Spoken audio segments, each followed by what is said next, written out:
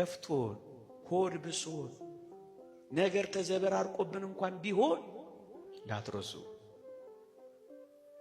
እግዚአብሔር በመንገዳችን፣ እግዚአብሔር በጎዳናችን፣ እግዚአብሔር ጨለማ በሆነው ሌሊታችን እንኳን ሳይቀር ከኛ ጋር ይሆናል። ቅዱስ ያዕቆብ በራእዮችና በመገለጦች የታጀበው እንዲህ ባሉ የመከራ ጊዜያት እኮ ነው። እንዲህ ያሉ በፈተና ጊዜያት እኮ ነው ወገኖቼ። እንዲህ ያሉ የመከራ፣ እንዲህ ያሉ የፈተና፣ እንዲህ ያሉ የጭንቅ ጊዜያት እመኖኝ የበለጠ እግዚአብሔርን ማወቂያ፣ የበለጠ የእግዚአብሔርን መለኮታዊ ጥበቃ፣ የበለጠ እግዚአብሔር ለኛ ምን ያህል ቅርብ እንደሆነ ማረጋገጫ ጊዜያት ነው የሚሆኑት።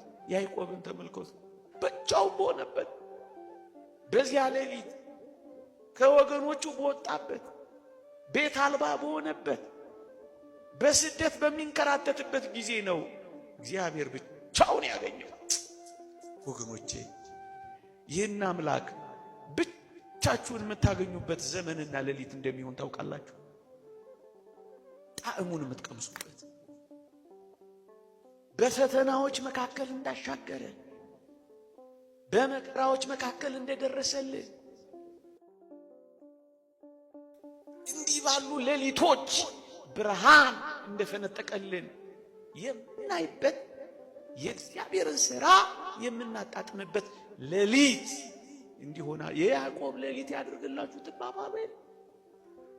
እንዲህ ያለውን ምናልባት በሕይወታችን የሚገጥሙ አስደንጋጭ ሌሊቶች ከእግዚአብሔር ጋር የምንገናኝበት ምርጥ ሌሊቶች ሊሆኑ ይችላሉ።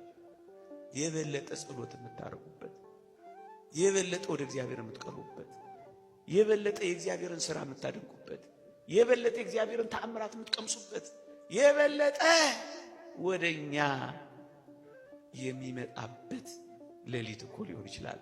ያዕቆብ እንደዚህ እኮ ነው የሆነው። ማንም የለው ግን እግዚአብሔር አለው። መሰማሪያውን አያውቅም ግን እግዚአብሔር ሲባርከው ያድራል። ይላችሁ እኛ የሚጠበቀው እግዚአብሔር ከኛ ጋር እንደሆነ ለማረጋገጥ እኛ ከእግዚአብሔር ጋር ለመሆን መዘጋጀት ብቻ ነው። አትፍሩ፣ አትደንግጡ፣ አትታወኩ። ምንም አትደንግጡ፣ ልባችሁም አይውደቅ። ቅዱስ ዳዊት እንዳለው ተራሮች ወደ ባህር ልብ ቢገቡም ልቤ አይፈራም እንዳለው ክርስቲያኑ እኮ አይፈራም። ልቡ ጽኑ ነው፣ በአምላኩ ይታመናል። ከጭንጫው አለት ውሃ፣ ከበረሃው መና፣ በፀሐይ ዋዕይ ደመና፣ ነበልባል አብርዶ አናብስት አሰግዶ ሊያሻግር የሚችል ኃያል አምላክ እንደሆነ ከተረዳን ለምን ልባችን ይደነግጣል?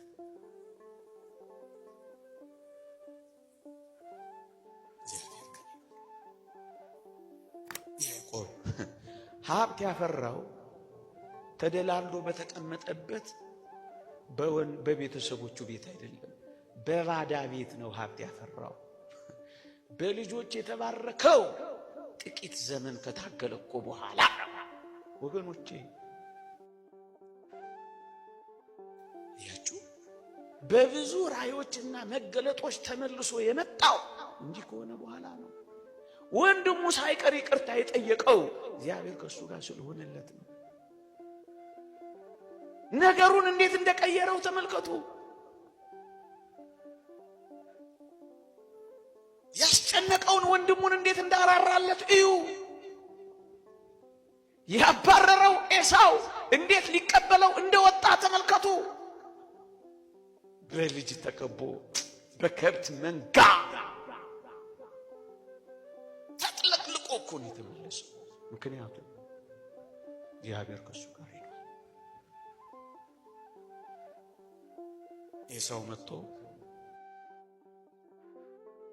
ሰላም አውርደው ና አብረን እንሂድ ሲለው እኔ በሕፃናቱና በእንስሳቱ እርምጃ በዝግታ እከተላለሁ፣ አንተ ሂድ አለው። አዎ ተሞልቶ ነው እግዚአብሔርን አምኖ ያፈረ ሰው የለም። እግዚአብሔር ከሱ ጋር ወጥቶ ባዶውን የተመለሰ ሰው የለም። እግዚአብሔር ጋር ሆኖ የተዋረደ ሰው የለም። ታዲያ እንደዚህ ነው መንገዱ። ለምንድን ነው እኛ እንዲህ የደነገጥነው? ችግር ካለ ፈትሹ። ያዕቆብን ተመልከቱ። እንዲህ ባለ አስደናቂ ሁኔታ በአጀብ ነው የተመለሰው። ምክንያቱም እግዚአብሔር ከእርሱ ነው። ምክንያቱም እግዚአብሔር አብሮት ወጥቷል። ምክንያቱም እግዚአብሔር በሌሊት ባርኮታል። አሁን ጸሎት ጨምሩ። አሁን ትንሽ ነቃ በሉ። አሁን ትንሽ በርቱ። በመጨነቅ ጥብብ ኩርመት እንዳትሉ። የበለጠ መሰብሰብ፣ የበለጠ እግዚአብሔርን ማወቅ፣ የበለጠ መዘመር፣ የበለጠ ወደ እግዚአብሔር መጠጋት፣ የበለጠ እግዚአብሔርን ጋሻ ማድረግ፣ የበለጠ ወደ እግዚአብሔር ትንግርት መቅረብ የሚያስፈልገው። ቤታችሁ ብትቀመጡ ምንም ልትለውጡት የማትችሉትን ነገር ስታወሩ ብትሉ ልባችሁ ይደክማል፣ ሰውነታችሁ ይደነዝዛል፣ አእምሯችሁ ይፈሳል፣ በሽታ ላይ ትወድቃላችሁ። እናንተ እኮ ክርስቲያኖች ናቸው አላችሁ። ያለ ጠባቂ አልተዋችሁ። እሱ ከኛ ጋር እንዲወጣ አንተ ካልወጣ አንወጣ። አንተ አብረን ወጣ፣ አንተ አብረን ተሰማራ፣ አንተ ቅደም፣ አንተ ተከተለ። መንገዳችን መሪ ሁን፣ አንተ የመስካችን አሰማሪ ሁን። ምንም የለ፣ የት እንደምንሄድ አናውቅም። አንተ ምራን፣ አንተ አሳርፈን።